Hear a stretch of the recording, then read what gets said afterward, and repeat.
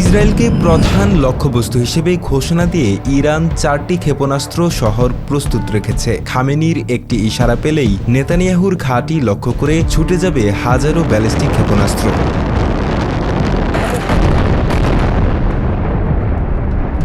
যুক্তরাষ্ট্র ও ইসরায়েলের হুমকির মাঝেও থেমে নেই ইরান। প্রতিনিয়ত নিজেদের সামরিক সক্ষমতা বৃদ্ধির পথে এগিয়ে চলছে দেশটি। সম্প্রতি মিসাইল মেগাসিটি নামে ইরান তাদের চতুর্থ ক্ষেপণাস্ত্র শহর উন্মোচন করেছে। সেখানে খাইবার শিকার, এমআর ও সেজিল সহ বিভিন্ন মডেলের হাজার হাজার ব্যালিস্টিক ক্ষেপণাস্ত্র প্রস্তুত রয়েছে ইসরায়েলের দিকে তাক করে।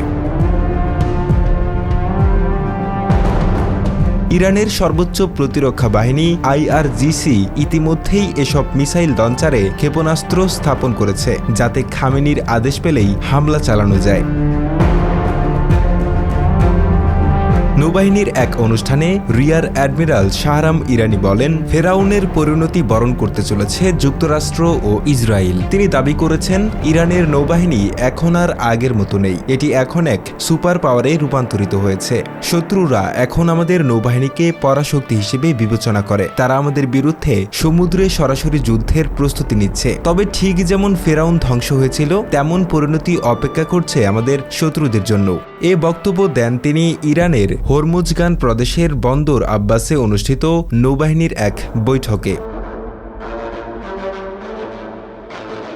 10 এপ্রিল মেহের নিউজ এজেন্সির এক প্রতিবেদনে এ তথ্য নিশ্চিত করা হয়। ইরান সম্প্রতি বেশ কয়েকটি দেশের সাথে যৌথ নৌ মহড়ার আয়োজন করেছে। এর মধ্যে অন্যতম ছিল গত 12 মার্চ চাবাহার বন্দরে চীন ও রাশিয়ার সঙ্গে আয়োজিত মহড়া, যেখানে অংশ নেয় বেইজিং ও মস্কোর অত্যাধুনিক ক্রুজ ক্ষেপণাস্ত্রবাহী যুদ্ধজাহাজ। এতে ইরানের অত্যাধুনিক যুদ্ধজাহাজও অংশ নেয়, যা শত্রুপক্ষের কাছে ইরানের বার্তা পৌঁছে দেয়। ড্রোন ও ব্যালিস্টিক ক্ষেপণাস্ত্র প্রযুক্তিতে শক্ত অবস্থান তৈরি করেছে ইরান। যুদ্ধক্ষেত্রে তারা প্রস্তুত।